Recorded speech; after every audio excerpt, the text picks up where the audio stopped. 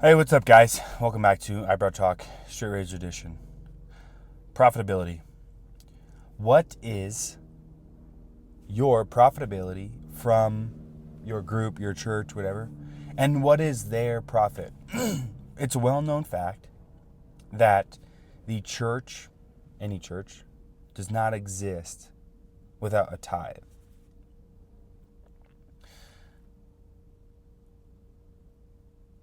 It's very funny how churches all over will take that out of the Old Testament, out of the Torah, misuse it, and then tell you have to tithe.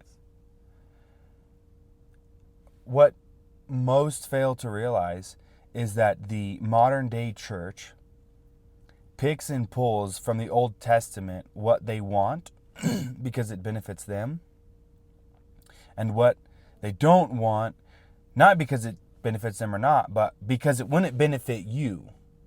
Nobody wants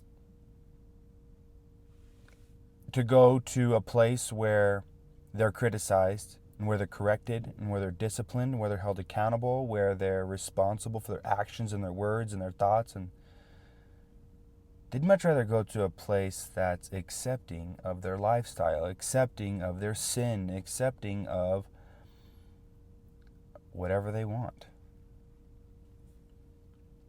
So, do you remember when Yeshua was at the well with the woman? Remember? She had multiple husbands, and he said, the man you're with is not even your husband now. What did he say to that woman? Well, first of all, that's the official coming out of the Messiah.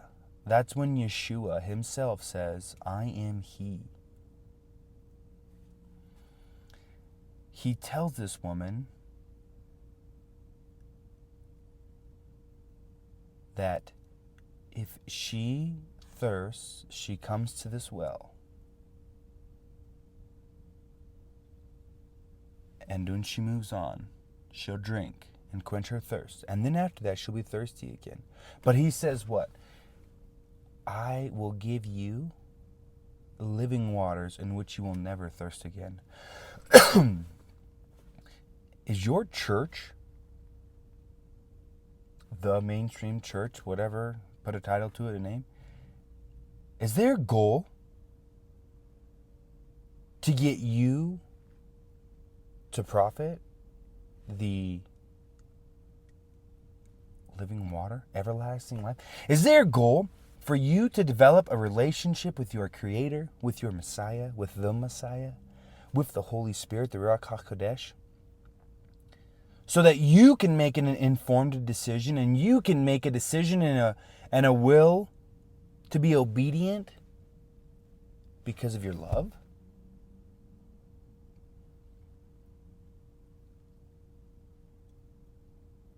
Or do they pull water from a well and flavor it so it fits you? And you go, man, I really like this place. I fit in so good here.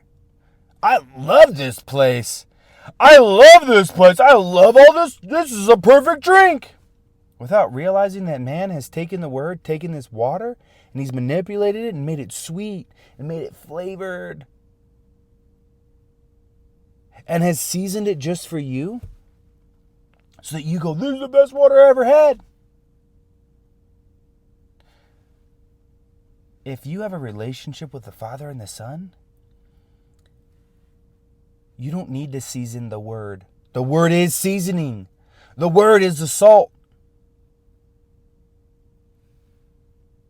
It's not a matter of, well, I really want the word to fit my life. It's not you trying to make him and his will and his ways fit your life. It's you going to him and seeking the living water. He didn't say, oh yeah, come on in. The water's fine. Have it however you want. You want it a little hotter, you want it a little cold, you want it a little sweeter, you want it a little iced? Want it room temp?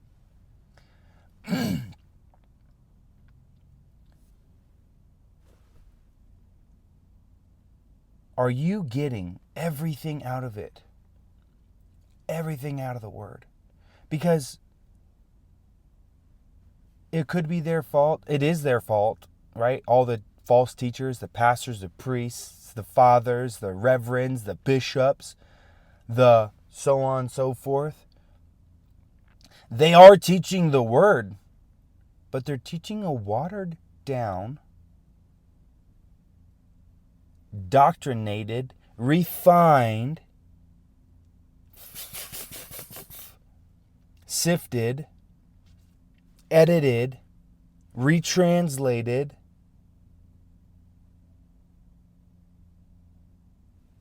tickle your ears word of man. That's what they're teaching. That's what they're teaching, and that's what you need to avoid. You need to go to the Word. You need to go to the Word. Because right now, to all of those people, the Word is very bitter. It's hard to hear. It's hard to digest. Because you don't have a relationship with your Creator. You don't have a relationship with the Messiah. When you gain those things, you gain understanding, you gain wisdom, you gain knowledge. You gain awareness to the importance of these things. Imagine how many times in your life you did something to somebody without realizing its effects on that individual. And it was only until that individual said, hey, you're my friend or husband or boyfriend or wife or blah, blah, blah. When you do this stuff, it really hurts my feelings. And I've been trying to look past it, but I can't anymore. And you're like, I had no idea. And that feeling inside of you of like, I'm disgusted with myself. Like, I can't believe I did these things. I'm so sorry.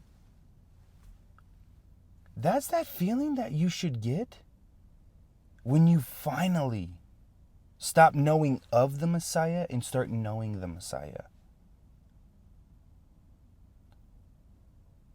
John says what? The Father reveals to you the Son. And when you know the Son reveals the Father.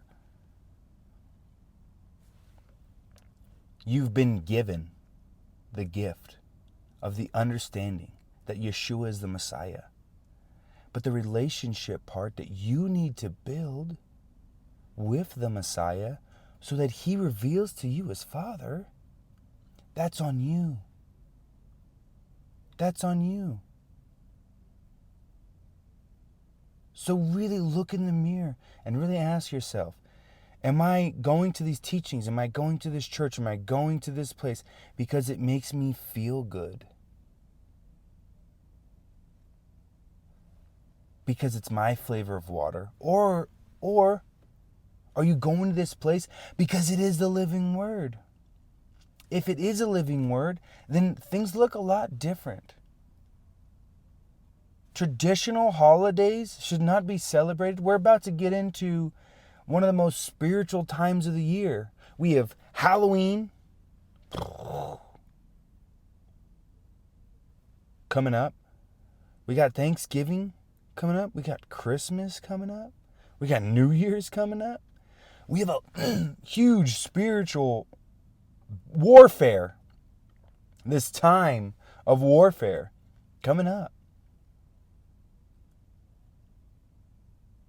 If you're not set apart and you're not making him and his word the priority, you're gonna get tricked. Your ears will be tickled and your taste buds will be pleased with the sweet water of men.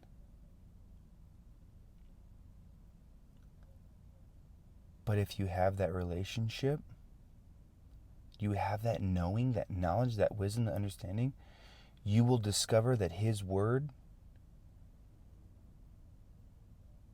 is the sweetest thing that can never come out of your mouth, can never go in your ears, can never touch your heart, can never touch your soul, can never run across your mind. Get out while you can and make him a priority. I love you, brothers and sisters. Shalom.